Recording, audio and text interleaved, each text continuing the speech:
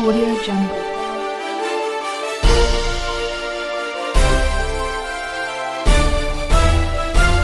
Audio Jungle. ಹಸಿದವರಿಗೆ ನೀಡಿದ ಅನ್ನ, ಬಯಸಿದವರಿಗೆ ನೀಡಿದ ದಾನ, ಅವಶ್ಯಕತೆ ಇದ್ದವರಿಗೆ ಮಾಡಿದ ಸಹಾಯ ಇವು ಸಾವಿನ ನಂತರವೂ ನಮ್ಮನ್ನು ಬದುಕಿಸಬಲ್ಲ ಸಂಜೀವಿನಿಯಾಗಿರುತ್ತವೆ.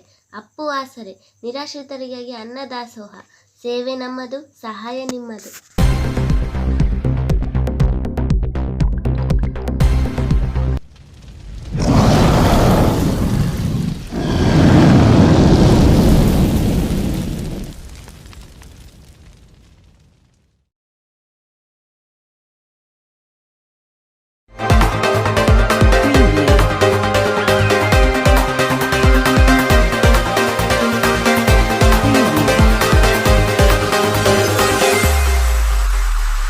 Preview.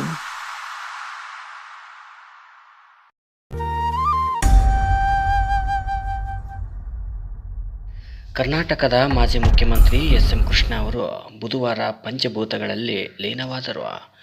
ಮಂಡ್ಯ ಜಿಲ್ಲೆ ಮದ್ದೂರು ತಾಲೂಕಿನ ಸೋಮನಹಳ್ಳಿಯಲ್ಲಿ ಒಕ್ಕಲಿಗರ ಸಂಪ್ರದಾಯದಂತೆ ಅವರ ಅಂತ್ಯಕ್ರಿಯೆ ನೆರವೇರಿಸಲಾಯಿತು.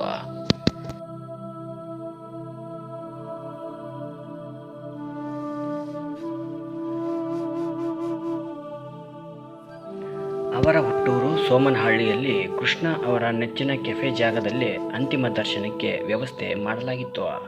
ಹಲವರು ನೆಚ್ಚಿನ ನಾಯಕನ ಅಂತಿಮ ದರ್ಶನ ಪಡೆದರು. ರಾಜ್ಯಕ್ಕೆ ದೇಶಕ್ಕೆ ತಮ್ಮದೇ ಆದ ಕೊಡುಗೆ ನೀಡಿದ ಎಸ್.ಎಂ. ಕೃಷ್ಣ ಅವರಿಗೆ ಸರ್ಕಾರಿ ಸಕಲ ಗೌರವಗಳೊಂದಿಗೆ ಅಂತಿಮ ವಿದಾಯ ಹೇಳಲಾಯಿತು.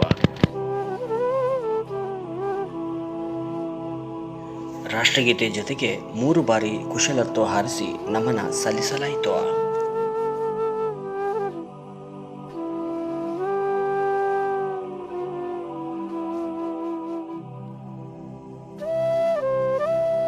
ಮುಖ್ಯಮಂತ್ರಿ ಸಿದ್ದರಾಮಯ್ಯ, ಉಪಮುಖ್ಯಮಂತ್ರಿ ಡಿ.ಕೆ. ಶಿವಕುಮಾರ್, ಕೇಂದ್ರ ಸಚಿವ ಪ್ರಹ್ಲಾದ್ ಜೋಶಿ, ಎಚ್.ಡಿ. ಕುಮಾರಸ್ವಾಮಿ ಸೇರಿದಂತೆ ಹಲವಾರು ಗಣ್ಯರು ಅಗಲಿದ ನಾಯಕನಿಗೆ ಪುಷ್ಪ ನಮನ ಸಲ್ಲಿಸಿದರು.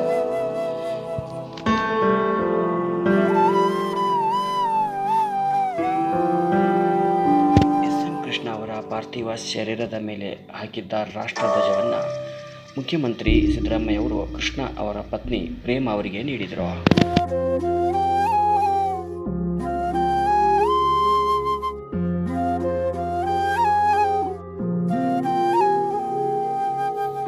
ಗಂಧದ ಕಟ್ಟಿಗೆ ಚಿತೆಯಲ್ಲಿದ್ದ ಪಾರ್ಥಿವ ಶರೀರಕ್ಕೆ ಎಸ್.ಎಂ. ಕೃಷ್ಣ ಅವರ ಮೊಮ್ಮಗ ಹಾಗೂ ಡಿ.ಕೆ. ಶಿವಕುಮಾರ್ ಅವರ ಅಳಿಯ ಅಮರ್ತ್ಯ ಹೆಗಡೆ ಅವರು ಅಗ್ನಿಸ್ಪರ್ಶ ಮಾಡಿದರು.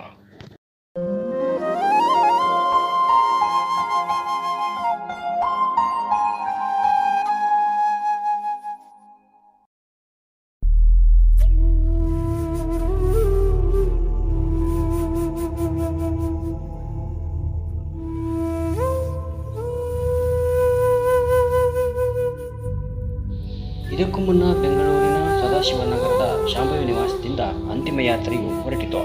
ಎಸ್.ಎಂ. ಕೃಷ್ಣ ಅವರ ಪಾರ್ಥಿವ ಶರೀರವನ್ನು ಪುಷ್ಪಗಳಿಂದ ಅಲಂಕೃತವಾಗಿದ್ದ ಗಾಜಿನ ತೆರೆದ ವಾಹನವು ಬೆಂಗಳೂರಿನ ಮೈಸೂರು ರಸ್ತೆ ಕೆಂಗೇರಿ ಬಿಡದಿ ಮೂಲಕವಾಗಿ ರಾಮನಗರ ತಲುಪಿತು. ಸುಮಾರು 6 ತಾಸು ಸಾಗಿದ ಅಂತಿಮ ಯಾತ್ರೆಯು ಅಂತಿಮವಾಗಿ ಸೋಮನಹಳ್ಳಿ ತಲುಪಿತು. ಹುಟ್ಟೂರಿನಲ್ಲಿ ಎಸ್.ಎಂ. ಕೃಷ್ಣ ಅವರು ಪಂಚಭೂತಗಳಲ್ಲಿ ಲೀನವಾದರು.